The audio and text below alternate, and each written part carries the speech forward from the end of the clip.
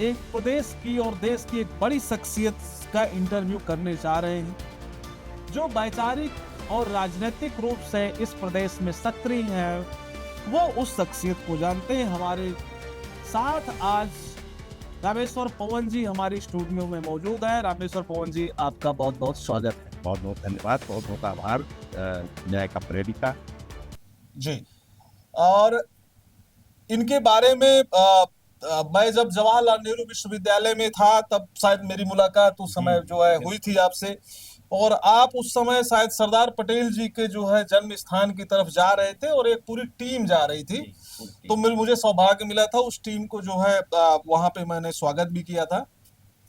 रामेश्वर पवन जी उत्तर प्रदेश के जो साहित्यिक जगत है उसमें से एक बड़ा नाम है। मूल रूप से श्रावस्ती के गांव सिसवारा विधानसभा श्रावस्ती से इनका जुड़ाव है, जन्मस्थली है। जन्म 25 जुलाई 1953 को श्रावस्ती की धरती पर हुआ। शिक्षा दीक्षा प्रारंभिक स्तर से शुरू होके उच्च शिक्षा लखनऊ विश्वविद्यालय पे एमए और एलएलबी 1976-1977 के बीच हुआ, और स्पेशल केस पे इनको डबल डिग्री जो है प्रदान करने की इनको अनुमति दी गई। और सामाजिक जीवन पे ये शुरू से ही सक्रिय रहे। जब ये कक्षा 5 में थे, 5वीं कक्षा में थे, तभी उस समय जो है इन्होंने छुआछूत को लेकर शायद पहला विद्रोह किया। और एक जो है जिसको हम अनसीएबल अनटचेबल या कहें कि जो है जिन बिरादरियों के साथ छुआछूत होता था, उस वर्ग के एक लड़के के साथ कुछ अन्याय हुआ और आप लोग अपने घर पे विद्रोह किया था। उसी के साथ साथ इनकी जो पहली प्रकाशित किताब है वो अर्जुन मोह है, और पहली कविता जो है आपकी पहली जो 1972 में आपकी जो है पहली किताब आई। वैचारिक लेखन आपका जो है डॉक्टर अंबेडकर और उनका लक्ष्य 1984-85 जिससे शुरू होकर आज तक चली आ रही है। कुछ प्रमुख जो है साहित्यिक कृतियां अब मेंशन करना चाहूंगा।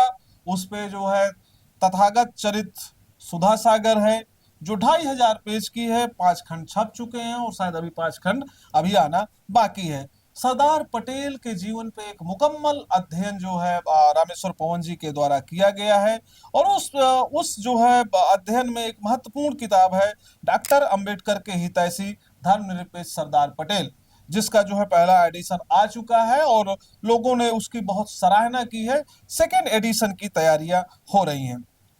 जब इस प्रदेश की वीरांगना फूलन देवी जिंदा थी और जेल में थी, तो उस समय जो है आपने उनके ऊपर किताब लिखी थी दस्यु सुंदरी या स्वाभिमान की प्रेरणा फूलन देवी। और एक बहुत बड़ा प्रोजेक्ट जो महामना राम स्वरूप वर्मा जो आर्यक संघ के संस्थापक रहे हैं, शोषित समाज दल के अध्यक्ष रहे हैं, और उत्तर प्रदेश में मुझे लगता है कि अंबेडकरवाद को लाने वालों में से प्रमुख जो है चेहरे रहे हैं। उन्होंने रामेश्वर पवन जी को जो है एक टास्क दिया था कि आप भागवत पुराण का एक संपूर्ण अध्ययन करिएगा और उस पे काम करने की जरूरत है। तो आने वाले दिनों में भागवत पुराण एक अध्ययन के रूप में किताब आ रही है, और वर्तमान में जो है राजनीतिक जुड़ाव आजाद समाज पार्टी काशीराम से रामेश्वर पवन जी का है, और इस समय जो है राष्ट्रीय सचिव हैं। तो सर ये इसलिए संक्षिप्त परिचय देना जरूरी है क्योंकि हम लोगों के बीच जो नायक है, हम लोगों के बीच जो साहित्यिक रूप से काम किया है, उनके बारे में जानना जरूरी है। हम सर यहीं से शुरुआत करेंगे। मैं आपके खुद के शब्दों में, मैं आपका जो शुरुआती जीवन है वहां से लेके उच्च शिक्षा तक कैसे बीता और किस तरीके से जो है कठिनाइयां उस समय आ रही थी, परिवार कैसा था और वो माहौल कैसा था जिससे आप निकल के लखनऊ विश्वविद्यालय तक पहुंचे। धन्यवाद डॉक्टर नूर जी। हाँ, मैं जिस गांव से आया, जिस परिवेश से आया, बहुत ही पिछड़ा हुआ इलाका। जिस समय मैं प्राइमरी का छात्र था, लगभग 1 दर्जन गांवों के बीच एक स्कूल था, वो मेरे गांव में था। बाकी आसपास के गांव में स्कूल नहीं था। घर में कोई पढ़ा लिखा नहीं था। ये घर वालों की मंशा थी। हमारे बाबा बहुत मुकदमा लड़े थे जी, जमीन का मुकदमा कमिश्नरी तक लड़े थे। और वो कहा करते थे कि बेटो पढ़ाई दी तो चिट्ठी पत्री जान जाए और वकील हो जाए तो बहुत नहीं का। ये भाषा बोला करते। प्राथमिक स्कूल में जब मैं था, जो परिचय में आपने बताया उस घटना का मैं जिक्र करना चाहूंगा। हमारे प्रधानाध्यापक थे मौलवी मोहम्मद नजीर। जी बहुत अच्छे व्यक्ति थे, आज हमारे बीच नहीं है वो। जी उस समय कक्षा 5 की परीक्षा भी बोर्ड टाइप की होती थी। हमारी कक्षा में हमारे गांव के 2 बच्चे थे, दोनों पटेल थे, मुझे लेकर के। जी बगल के गांव के 2 ब्राह्मण लड़के थे, एक क्षत्रिय का लड़का था, और 2 शेड्यूल कास्ट के लड़के थे, वो और दूर दूर से गांव के थे। जब दोपहर की छुट्टी होती थी तो एक लड़का शेड्यूल कास्ट का था, तीरथ राम नाम है, आज वो भी जीवित नहीं हमारे बीच। जी पढ़ने में बहुत अच्छा था, लेकिन वो जब जाता था, न उसके बाबा थे न पिता थे, विडो माँ थी, विडो दादी थी। तो 1.5 किलोमीटर से ज्यादा दूर गांव पड़ता था, वहां खाना खाने जाता था। एक दिन आने में देर हो गई तो मौलवी साहब ने उसे जबरदस्त पिटाई कर दी, क्योंकि बोर्ड परीक्षा होनी थी और अच्छा था पढ़ने में, इस नाते कोई दुर्भावना से नहीं। मैंने शाम को जाकर के अपने घर में बताया माँ को कि अम्मा, आज मेरे दोस्त को मौलवी साहब ने बहुत मारा है। पूरी घटना बताई तो उन्होंने कहा, बेटा ऐसा किया करो कि दोपहर में यहाँ खाना खा लिया करें। अगले दिन जब मैं उस बच्चे को लेके गया अपने सहपाठी को, तो उसे पत्तल में खाना परोसा गया। ये जानकारी थी क्योंकि हमारे गांव रिश्तेदारी थी उसकी कि ये शेड्यूल कास्ट का लड़का है। मैंने कहा इस पत्तल में क्यों परस रही हैं, और उस पर मैं भी पत्तल लेके बैठ गया।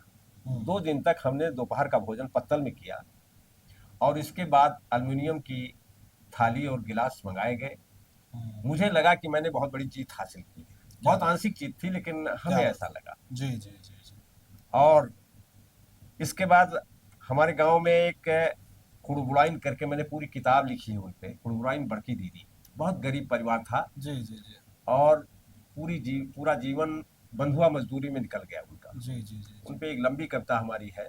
जी जी वो दूसरों के घरों में कुटना पिसना करके, जी जी और वो मतलब अपना जीवन चलाती थी। जी वो रूप से भी ऐसी थी, बड़े दांत निकले हुए, काली कलूटी सब कुछ। लेकिन मैं कक्षा 6 में बाहर चला गया था, कक्षा 5 के बाद। जी, जब जी। लौट के आता था 8वें दिन, जी तो जब मिलती थी लगती थी जैसे मैं उन्हीं का बेटा हूँ, इस तरीके से चिपका लेती थी। मैंने उनके घर में भी कई बार घर वालों की चोरी से खाया खाना, क्योंकि घर वाले इसको बुरा मानते थे उस समय। इसके बाद हम फिर हाई स्कूल दूसरी जगह से हुआ। जी इंटर में मैं बहराइच में आ गया, हम्म, इंटर किया, बीए किया, और जब ला करने में आया हम्म, उस समय महामना राम स्वरूप वर्मा जी के संपर्क में आ गया। इसका मतलब आप 1976 77 के बाद 74 में 74 की बात 3 कर वर्ष का कोर्स होता था। जी जी जी तो मैं 75 में आदरणीय वर्मा जी के संपर्क में आ गया, और उनके संपर्क में आने के बाद हमारा परिवर्तन पूरी तरीके से हो गया। और वैचारिक परिवर्तन के बाद आज हमारे बीच नहीं है। मैं उनका एक निर्देशन पूरा नहीं कर सका, श्रीमद् भागवत पुराण, जिस पर हर साल उत्तर भारत में तमाम लोग 7 दिन हाँ। भागवत सुनते हैं, अपना पैसा भी देते हैं। उसमें जो कुछ लिखा हुआ है, मैंने किताब में उसका उल्लेख किया है। 2 खंडों में वो गीता प्रेस से छपी हुई बहुत मोटी किताब है। दोनों का मैंने अध्ययन किया है, और उस पर एक लिखा है श्रीमद् भागवत पुराण एक अध्ययन। ये मोटी किताब जाएगी जी जी भविष्य में। हमें इंतजार भी रहेगा जी, उसका जो है। धन्यवाद।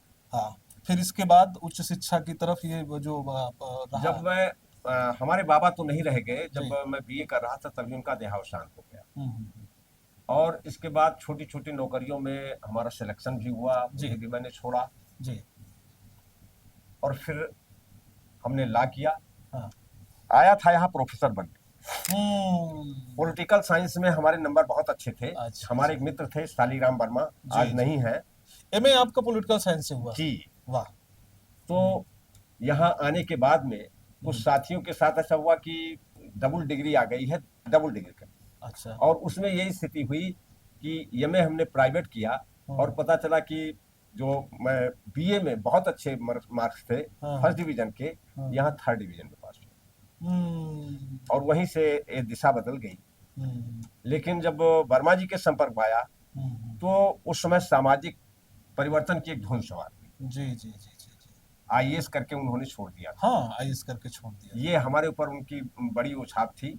और उसी साल मैंने 76 में बीडीओ की परीक्षा पास की दिया था, 77 में रिजल्ट निकला था, पास जी, हुआ था। जी। मैंने घर वालों को नहीं बताया हाँ। और मैंने इंटरव्यू छोड़ दिया। हम्म, वर्मा जी की यह छाप थी। वर्मा जी की छाप थी। और वकालत में गया। हाँ, हमारे सीनियर हमारे एक रिश्तेदार थे, हाँ। उस समय वो विधायक थे, जी, लेकिन विधायक थे वो जनसंघ से। जनसंघ के। तो हमारी विचारधारा अलग थी। जी, मुझे इसका भी श्रेय जाता है कि अपने गुरु जो 3 बार विधायक रहे, उनकी विचारधारा को बदल करके वर्मा जी की विचारधारा की ओर मोड़ने का मेरा श्रेय रहा है। उनका नाम जरूर यह लेना। श्री कमला प्रसाद वर्मा, जी, जी। संजोग से वो पुरानी रिश्तेदारी में भी थे। हम्म, और आज मेरी बेटी भी उनके भतीजे के साथ उन्हीं तय कराई हुई शादी, उनके न रहने के 8 साल बाद शादी मैंने किया। ठीक, ठीक। तो प्रारंभिक जीवन से लेके ये आपका जो है उच्च शिक्षा तक, और फिर आपने ये बताया कि रामस्वरूप वर्मा जी के जो है प्रभाव के चलते आप भी एक सरकारी मुलाजिम बनते बनते जो है आप वहां से फिर जो है सामाजिक जीवन पे जो है आ गए। तो ये हुआ आपका अभी तक का व्यक्तिगत जीवन था। फिर मैं आपके बारे में ये जानना चाहूंगा कि वैवाहिक जीवन कब शुरू हुआ और परिवार में कौन कौन लोग हैं? वैवाहिक जीवन मैं पहली बार ही बोलने जा रहा हूँ जी, कि आपने पूछा है। जी, जी, जी। बाल विवाह होता था हाँ, जब मैं प्राइमरी में, तभी मेरी शादी हो गई। जब आप प्राइमरी में थे तभी शादी आपकी हो शादी हो गई। अच्छा, अच्छा, अच्छा। और इसके बाद जब पत्नी पहली बार आई घर, हाँ, तो चूंकि पढ़ाई लिखाई थी नहीं और मैं बिल्कुल। उस समय पढ़ रहा था। जी, जी, जी। उस समय मेरा भाई, जब मैं इंटर में था, पहली बार ये पत्नी हमारी आई, हम्म, तो वो मुश्किल से 2 साल का था। जी। काफी अंतर है हमारे उसके बीच में। हाँ।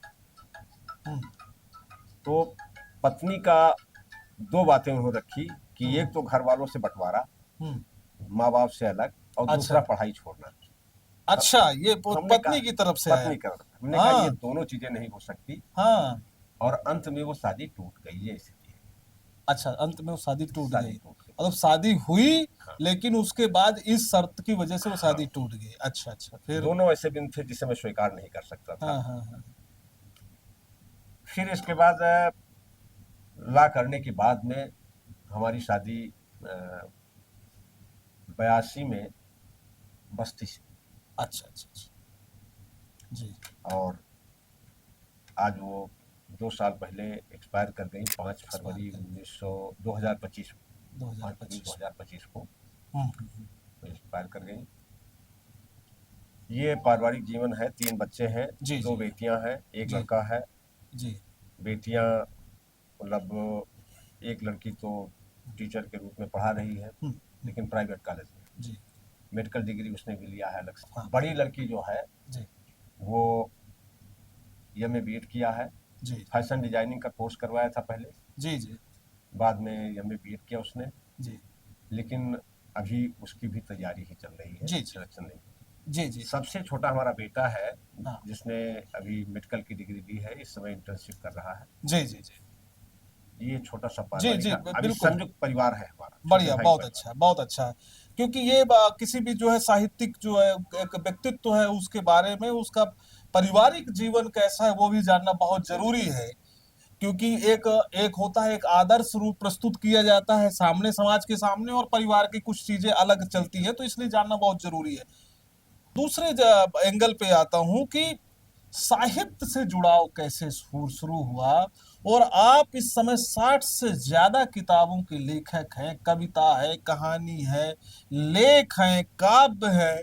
तो ये यात्रा कब शुरू हुई और कब इस पे से ऐसी गंभीरता आ गई कि आप फिर इस समय पूरे देश में एक जाने माने जो है एक साहित्यिक व्यक्तित्व बन गए? ये एक यात्रा के बारे में मैं चाहूंगा आप हमारे जब मैं दर्शक। कक्षा 6 में था, हाँ। उस समय जी।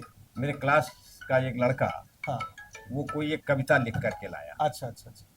और उसने कहा कि ये कविता हमने लिखी है। अच्छा, अच्छा, अच्छा, लो, अच्छा। अपने को बताया, हाँ, हाँ। जबकि मैं जानता हूँ कि कहीं से नकल की हुई थी। अच्छा, अच्छा, अच्छा। मैंने उसी को देख करके कविता एक टूटी फूटी थोड़ा सा चेंज किया। मैंने कहा देखो मैंने भी लिखा है। अच्छा, अच्छा, अच्छा, अच्छा। वो रियल में कविता तो नहीं थी, हाँ। लेकिन एक उसकी शुरुआत कह सकते हैं। शुरुआत है। फिर इसके बाद हिंदी हमारी बहुत अच्छी थी जी, जी, जी। शुरू से। जी। जब मैं इंटर में पहुंचा हाँ। तब मैंने कविता थोड़ा सा लिखना शुरू किया, हम्म, वही तुक भिड़ा करके इधर उधर का। हम्म, लेकिन कुछ चीजें लोगों को, हमारे साथियों को अच्छी लगती थी और उनको मैं सुनाया करता था। हम्म, जब बीए में था तो मेरी पहली कविता, हम्म, उस कविता की लाइन थी, हम्म, है कौन अति थाने वाला जिसके स्वागत में ये सूरत, चमकाता उन्हीं का रचकण, लेकर कर में किरणों की माला, है कौन अति थाने वाला। ये स्वतंत्र भारत में साप्ताहिक में जी जी 1974 में छपी थी। 1974 में छपी थी। फिर मैं जब ला करने आया हाँ। तो यहाँ मैगजीन निकलती थी। अच्छा। मैगजीन में हमारी एक पॉलिटिकल लेख छपा था। कौन सी मैगजीन थी, क्या याद है वो मैगजीन थी यहाँ कॉलेज की मैगजीन थी। अच्छा, कॉलेज की मैगजीन थी। और ठीक। उसमें वार्षिकी जो थी उसी में छपा था। जी जी। हमें याद है उस समय विधायक का नाम याद है, पार्टी नहीं याद है, हाँ, हाँ। बलवान सिंह यादव। अच्छा उन्होंने अच्छा। शायद दल बदल किया था। हाँ तो हाँ। दल बदल पे ही हमारा ये लेख उस समय छपा था। जी जी ये 75 या 76 जी जी जी जी जी वर्मा जी के संपर्क में आ चुका था। जी जी जी। इसके बाद यहाँ के जाने के बाद फिर मैंने संगठक जो अर्जक पेपर निकलता था जी, जी। उसमें भी लिखना शुरू किया। हम्म, उसी समय मानवर कांसीराम जी ने बामसेफ का गठन कर चुके थे वो 78 में। हमारे जिले में 80 में कुछ लोग शेड्यूल कास्ट के कर्मचारी एक साथ बैठते थे। चूंकि मैं अर्जक पेपर मंगाता था और कोई ओबीसी का आदमी भी अर्जक पेपर नहीं लेता था, नहीं लेता उस था। समय शेड्यूल कास्ट के लोग ही लेते थे। तो उनके संपर्क में आया, बामसेफ की मीटिंग में जाता था। तो बामसेफ उसका एक पेपर निकलना शुरू हुआ, बहुजन संगठक। उसमें हमने लिखना शुरू किया। DS4 बना 81 में दिसंबर में, मुझे अध्यक्ष बना दिया गया। और फिर बसपा बनी तो 84 में बसपा का भी मैं अध्यक्ष हो गया। जिले का किसका? जिले का। अच्छा अच्छा। जिले का। हाँ हाँ। और इसके बाद में हमने फिर ताबड़तोड़ सामाजिक मीटिंग है, राजनीतिक मीटिंग है। DS4 मीटिंग है तो केवल सामाजिक। फिर इसके बाद अर्जक संघ से आज तक मेरा जुड़ाव है। जी जी जी। अर्जक विचारधारा को मैंने अपने व्यक्तिगत जीवन में, पारिवारिक जीवन में फॉलो किया। 4 भतीजियां, 2 बेटियां, 2 भतीजे, 1 बेटा, जिसमें से 6 लड़कियों की शादी मैंने अर्जक पद्धति से की।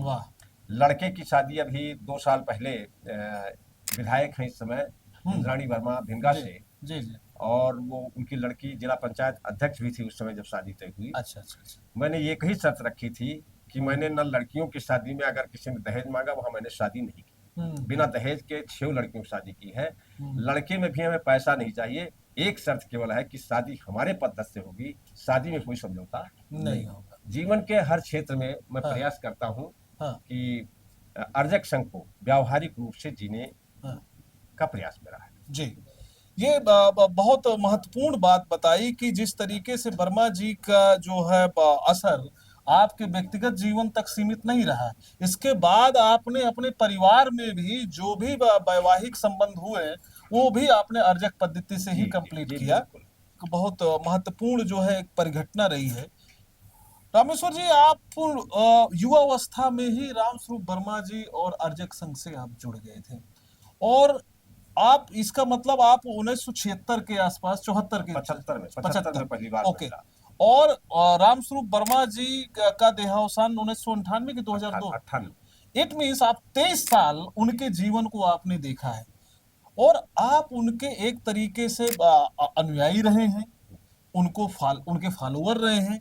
मैं आपकी नजरों से रामस्वरूप वर्मा को जो है अपने दर्शकों को बताना चाहता हूं कि वो क्या थे, क्योंकि अब क्या है कि उनके बारे में कुछ कुछ जो है लेख हैं, कुछ अनुश्रुतियां हैं, कुछ कहावतें हैं कि वर्मा जी ऐसे थे। वर्मा जी का जो लेखन है उसी से ज्यादा लोग जाने हैं। मैं आपके जो है शब्दों में जानना चाहता हूं कि वर्मा जी किस तरीके के व्यक्तित्व थे और उनका उत्तर भारत में किस तरीके से प्रभाव पड़ा। महामना रामस्वरूप वर्मा जी एक तो मौलिक विचारक थे जी। बहुत सारे लोग जोड़ते हैं कि बाबा साहब डॉक्टर अम्बेडकर के संपर्क में आकर परिवर्तन हुआ, उनको पढ़ा तो परिवर्तन हुआ। महापुरुषों को पढ़ा वो अलग बात है, लेकिन वो मौलिक विचारक थे। मेरा भी यही मानना है। उनका व्यक्तित्व सबसे अलग है। और मैं एक आपसे भी भेंट होगी, आचार्य रामलाल एक सिधौली से विधायक रहे। अच्छा। उनकी घटना, उनकी कही हुई घटना, अभी वो जीवित है, लखनऊ में है। हाँ। मैं वो बताना चाहता हूँ। हम्म। हम्म। आचार्य रामलाल जी जब संपर्क में आए तो कांग्रेस के विधायक थे। अच्छा अच्छा। वर्मा जी सदन में बोले, उससे इतना प्रभावित हुए हाँ कि फिर हाँ उससे मिलने उनके आवास पे गए। हाँ हाँ हाँ बातचीत हुई, संपर्क में आ गए। हाँ। कांग्रेस के विधायक रहते हुए वर्मा जी वो अपना टीएडीए वाला भर रहे थे, हम्म। तो उन्होंने बृहस्पतिवार का जाना दिखाया। हम्म। आचार्य रामलाल जी बैठे थे बगल में, उन्होंने कहा वर्मा जी गलत हो गया। हम्म। वर्मा जी नहीं बोले। हम्म। फिर दोबारा उन्होंने कहा, तो कहा हम्म। क्या गलत हो गया? हम्म। कहने अगर आप शुक्रवार भर देते तो टीएडीए पूरा मिल जाता। हम्म। अब आप अगर बृहस्पति भर दे रहे हैं तो हम्म। टीएडीए आपको मिलेगा नहीं है शनिवार और शुक्रवार का। हम्म। वर्मा जी ने कलम रखी, हम्म।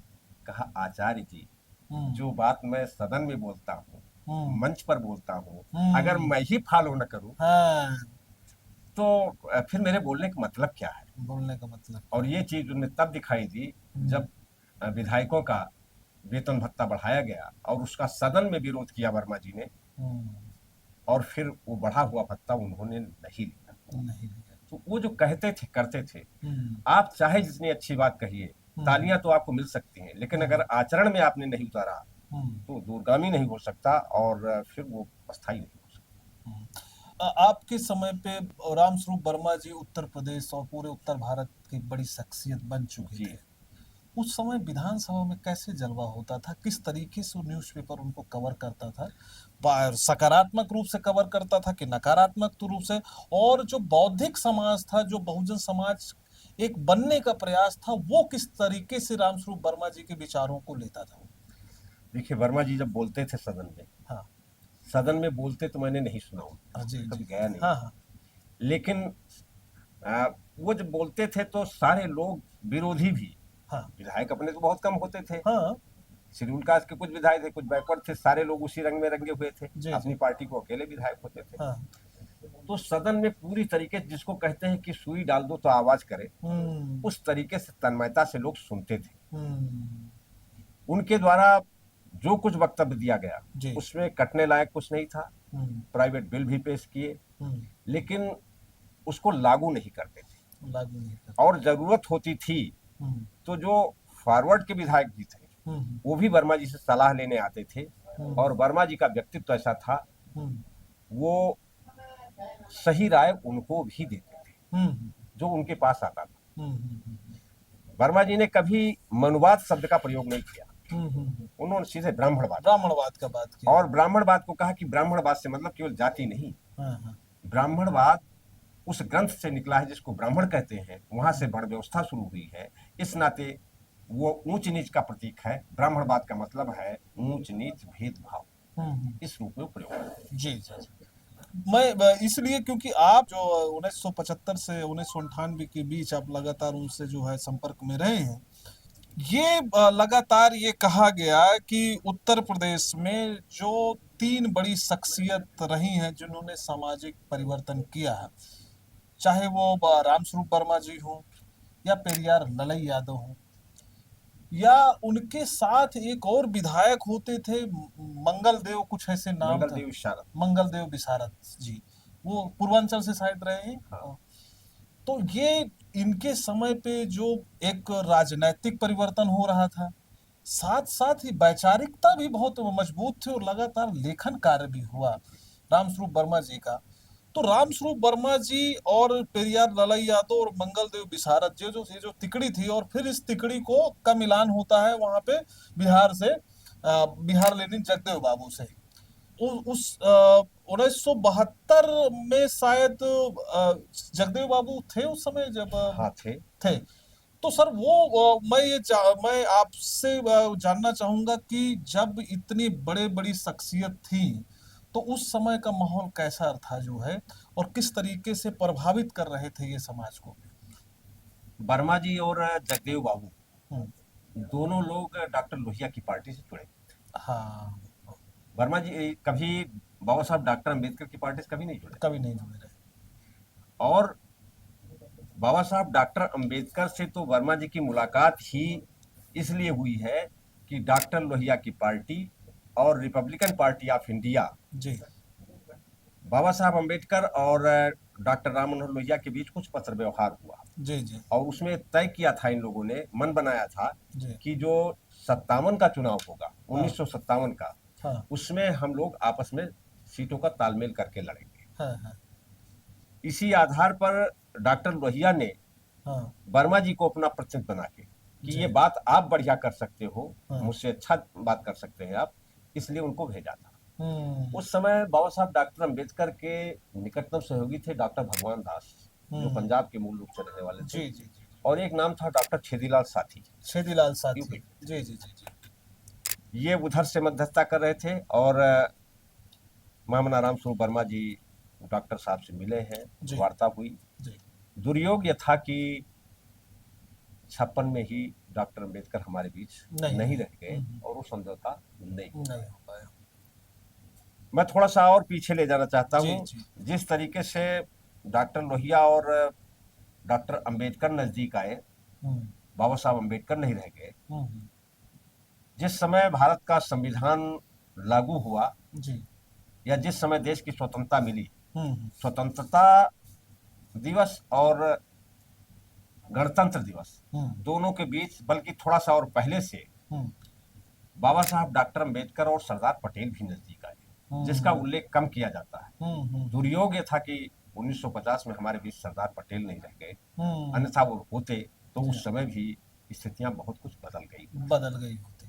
और इसी को लेकर के जब गलत ढंग से आरोप लगाया जाता है सरदार पटेल पर कि सरदार पटेल ने उनको चुनाव नहीं जीतने दिया और सरदार पटेल ने ऐसा कहा, उसी पर मेरी वो किताब है विशेष रूप से। बहुत बढ़िया। मैं फिर से उस सवाल पे आता हूं कि ये जो आज के समय पे जो है उत्तर प्रदेश में अर्जक संघ को फिर से दोबारा रिवाइव करने का लोग सोच रहे हैं। मतलब अर्जक संघ एक संगठन के रूप में उसका एक निश्चित दायरा है।